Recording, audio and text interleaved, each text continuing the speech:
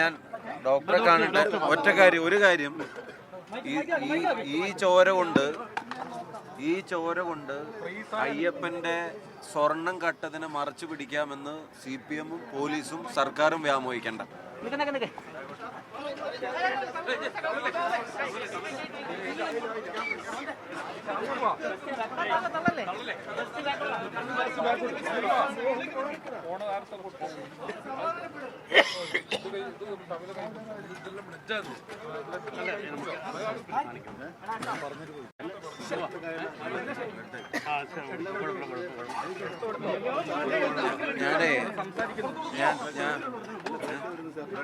ഞാൻ ഡോക്ടറെ കാണിട്ട് ഒരു കാര്യം ഈ ചോര കൊണ്ട്